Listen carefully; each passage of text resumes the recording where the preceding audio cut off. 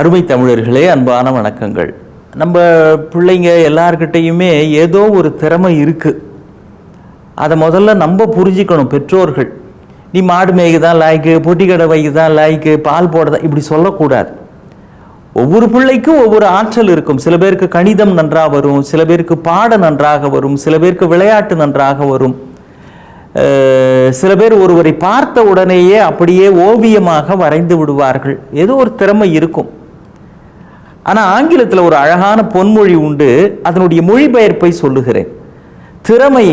திறமையாகவே இருந்தால் திறமை தீர்ந்து போய்விடும் என்று அந்த பழமொழியினுடைய மொழியாக்கு. அது என்ன, திறமையாகவே இருந்தால் திறமை தீர்ந்து போய்விடும். இந்த பாட்டு கற்றுக்கிறப்போ சின்ன வயசில் பிள்ளைங்களுக்கு பாட்டு சொல்லி கொடுப்பாங்க. சங்கீதம் கற்றுக் கொடுக்குறப்போ அந்த ஆசிரியர் இப்போ ராகங்கள்லாம் சொல்லி கொடுப்பார். மோகன ராகம்னு ஒரு சொல்லித்தராருன்னு வச்சுங்க. மோகனம்னு ஒரு ராகம் இருக்குது, உங்களுக்கு தெரியும். அதில் நிறைய திரைப்பட பாடல்கள்லாம் வந்திருக்குது. அந்த ராகம் சொல்லி கொடுத்தாருன்னா அதை அப்படியே வச்சுக்கூடாது.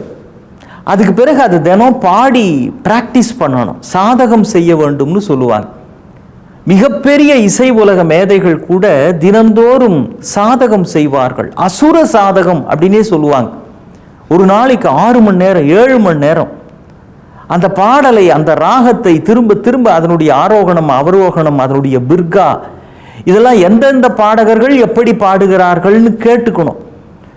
நம்ம சுதா ரகுநாதன் அம்மா எப்படி பாடுறாங்க, மதுரை சோமு எப்படி பாடுறாங்க, நம்ம நெய்வேலி சந்தான கோபாலன் எப்படி பாடுறாரு, அப்புறம் இதையே ஃப்ளூட் மாலி எப்படி வாசிக்கிறாரு. மகாராஜபுரம் சந்தானம் ஒருத்தர் இருந்தார், அவருக்கு சங்கீத பூபதி அப்படின்னே பட்டம் கொடுத்தாங்க. ஏன்னா பூப் அப்படின்னா வடநாட்டில் மோகன ராகத்தை பூபும்பாங்க.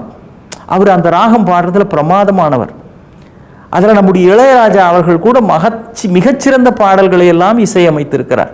இந்த சலங்கை ஒலியில் வான் போலே வண்ணம் கொண்டு வந்தாய் கோபாலனேன்னு ஒரு பாடல் உண்டு, கேள்விப்பட்டிருப்பீங்க. அது மோகன ராகம்.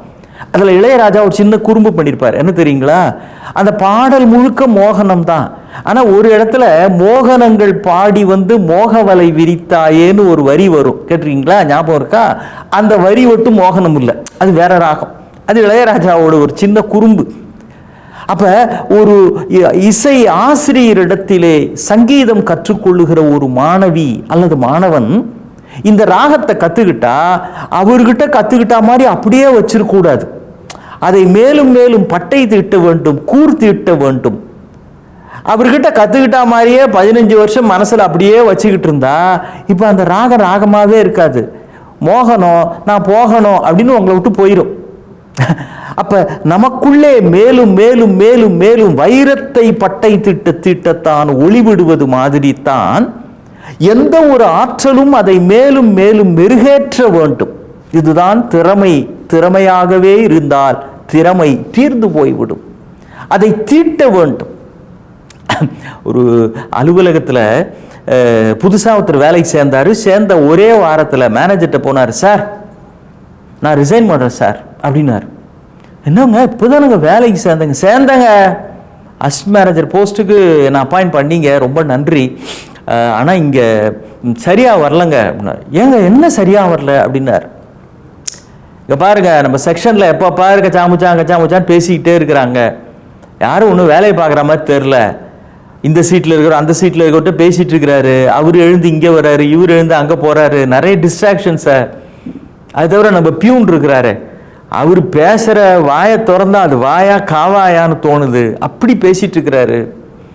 ஏகப்பட்ட கவன சிதறல் இங்கே இருக்குது சார். வேலையிலேயே கான்சன்ட்ரேட் பண்ண முடியல, நமக்கு ஒத்து வராதுங்க, நான் போகிறேன் அப்படின்னார்.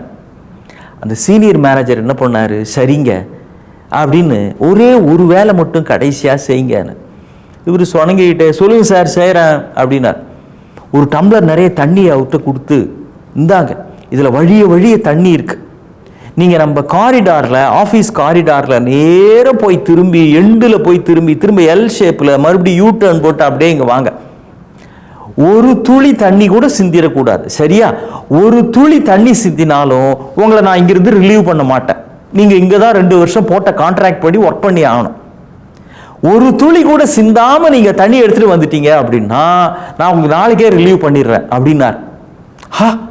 இப்படி ஒன்று இருக்குதா, இதெல்லாம் கூட இங்கே எம்ப்ளாய்மெண்ட் கண்டிஷன்ஸில் இருக்குதா, ஆச்சரியமா இருக்கே அப்படின்னு நினச்சிக்கிட்டே கொடுங்க சார் அப்படின்னு அந்த டம்ளரை வாங்கினார். வழியே இருக்கு.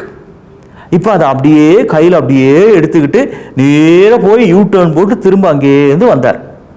இதாங்க சார், நீங்கள் எப்படி கொடுத்தீங்களோ அப்படியே கொண்டு வந்திருக்கிறேன் அப்படின்னு டேபிளில் வச்சார். Very good. சரி, பிரமாதமாக எடுத்துகிட்டு வந்திருக்கிறீங்க, ஒரு துளி கூட சிந்தலை, வழியில் தழும்பலை, நீங்கள் எப்படி இது உங்களால் முடிஞ்சதுன்னார். சார் நான் நீங்கள் உடனே நாளைக்கே ரிலீவ் பண்ணுறேன்னு சொன்னீங்கல்ல, அதான் அப்படியே கையில் வச்சுக்கிட்டு நேராக அப்படியே போனேன்னு. ஒன்று கவனிச்சிங்களா சார், நீங்கள் இப்போ போனப்போ கூட வழியிலெல்லாம் நிறைய ஸ்டாஃப்லாம் இருந்திருப்பாங்க, நிறைய பேர் உங்களை பார்த்துருப்பாங்க. என்ன இவர் கையில் டம்ளரை வச்சுட்டு நடக்கிறாரேன்னு வேடிக்கை கூட பார்த்துருப்பாங்க. அந்த சத்தம்லாம் அவங்க காதில் விழுந்துதா, அவங்க பேசினது, கிராஸ் பண்ணது, போனது வந்ததுலாம் உங்களுக்கு தெரிஞ்சுதான்னு. இல்லை சார், நான் எப்படி ரிலீவ் ஆகணுன்றதுனால என் மனசு முழுக்க இதுலேயே இருந்தது, அவங்க பேசினது எதுவுமே என் காதில் ஓழன்னார். அவர் சொன்னார், உங்கள் வேலையில் முழுக்க உங்கள் ஃபோக்கஸ் இருந்ததுன்னா சுற்றிலும் இருக்கிற கவனச்சிதறல் எதுவும் உங்களை ஒன்றும் பண்ணாது சார். கவனத்தை வேலையில் வைங்க, வெற்றியில் வைங்க, தானாக உங்களுக்கு எந்த சிதறலும் உங்களை சிதற அடிக்காது, கவனக்குறைவு ஏற்படாது.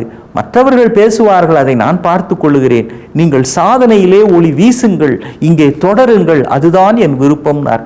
பிரமாதமான டெக்னிக் சார், நான் கண்டினியூ பண்ணுறேன்ட்டு அவர் போயினார். வாழ்க்கையில் ஃபோக்கஸ் இஸ் எவ்ரிதிங் அப்படின்னு ஆங்கிலத்தில் சொல்லுவாங்க.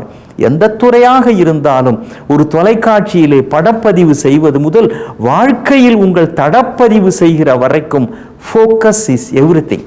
மீண்டும் சந்திப்போம். வணக்கம்.